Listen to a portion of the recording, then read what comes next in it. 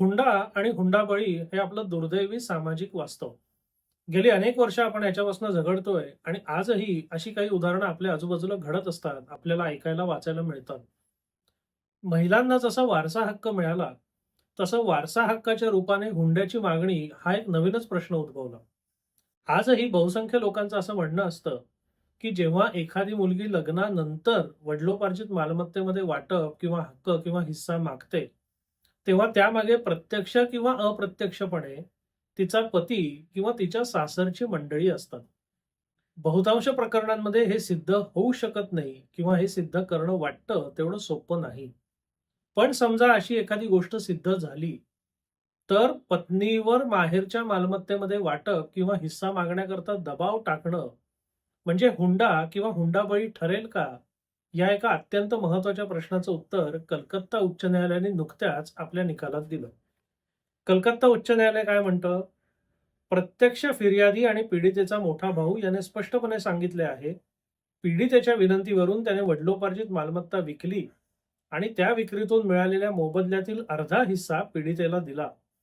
तसेच काही कागदपत्रांवर आरोपी याने देखील स्वाक्षरी केली. आरोपी म्हणजे तिचा पती. जर उलट तपासणीकडे पाहिले तर आपल्याला असं दिसून येतं, की पीडितेच्या विनंतीवरून वडिलोपार्जित मालमत्ता विकण्यात आली आणि त्या रकमेतून तिचा अर्धा हिस्सा तिला देण्यात आला. ही बाब आरोपींच्या बाजूने नाकारण्यात आलेली नाही. युक्तिवादादरम्यान आरोपींच्या बाजूने सुनावणी कोर्टासमोर तसेच आमच्यासमोर असा युक्तिवाद केला, की एखाद्या महिलेने वडिलोपार्जित मालमत्तेतील हिस्सा मागणे ही हुंड्याची मागणी ठरू शकत नाही.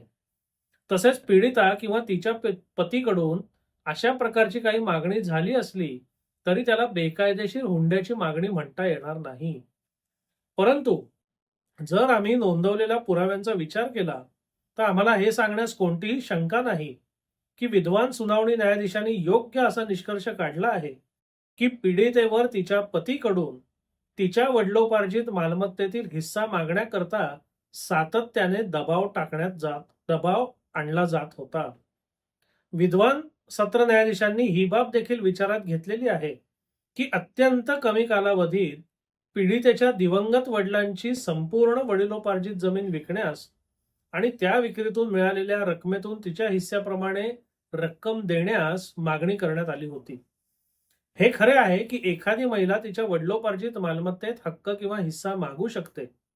परंतु जेव्हा अशी मागणी तिच्या पतीच्या सूचनेमुळे आणि दबावामुळे केली जात असल्याचं दिसून येतं, तेव्हा अशा मागणीला हुंड्याची मागणी या व्यापक संज्ञेच्या किंवा संकल्पनेच्या बाहेर ठेवता येणार नाही.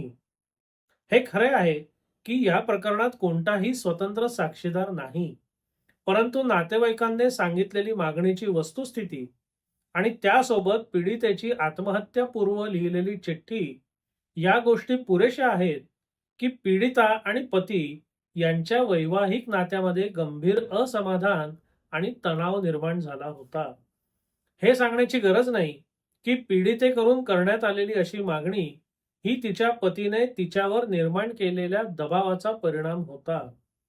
अशा प्रकारची मागणी कोणत्याही स्वतंत्र साक्षीदाराच्या समोर करण्यात येईल अशी अपेक्षाच करता येणार नाही. आत्महत्या चिठ्ठीमध्ये असं स्पष्टपणे नमूद आहे, की आरोपींकडून अप्रत्यक्ष धमकी देण्यात आली होती, की जर पीडितेकडून पैशांची व्यवस्था झाली नाही, तर आरोपी दुसऱ्या मुलीशी दुसरे लग्न करू शकतो. जर अशी परिस्थिती असेल तर असे म्हणता येईल, की मालमत्तेतील हिस्स्याची मागणी इतकी गंभीर स्वरूपाची झाली होती, की पीडितेने आपल्या अल्पवयीन मुलासह स्वतःचे जीवन संपवण्याचा निर्णय घेतला. त्यामुळे या संदर्भात सत्र न्यायाधीशांनी दिलेल्या निकालाची कारणमीमांसा आणि निष्कर्षामध्ये हस्तक्षेप करण्याचं आम्हाला कोणतंही कारण आढळत नाही, अशी निरीक्षणं उच्च न्यायालयाने नोंदवली. फक्त त्यांनी एक बदल केला, की सत्र न्यायालयाने यांना जी शिक्षा ठोठावली होती, ती कमी करून पतीची शिक्षा 10 वर्ष सक्त मजुरी एवढी कमी केली. पण या निकालाने एका अत्यंत महत्त्वाच्या मुद्द्याला हात घातला किंवा वाचा फोडली. तो म्हणजे जर पतीकडनं पत्नीवर माहेरच्या मालमत्तेतल्या हिश्श्याकरता दबाव टाकला जात असेल, तिचा छळ केला जात असेल, तिच्यावर त्या त्या अनुषंगाने तिला त्रास दिला जात असेल, तर हे सगळं कृत्य किंवा ह्या सगळ्या मागण्या हुंड्याची मागणी या व्यापक संकल्पनेमध्ये बसतात. आता आपल्या सगळ्यांनाच कल्पना आहे, की अशी मागणी कायद्याच्या कसोटीवर सिद्ध करणं हे अशक्य नसलं तरी कठीण आहे. पण त्याचबरोबर हीही उजवी बाजू आपण समजून घेतली पाहिजे, की ज्या प्रकरणामध्ये अशी लढाई लढायची तयारी आहे किंवा अशा गोष्टी सिद्ध करायची तयारी आहे, त्या लोकांना आता असं कृत्य गुन्ह्यात बसतं का बसत नाही, या संभ्रमात पडायची गरज नाही.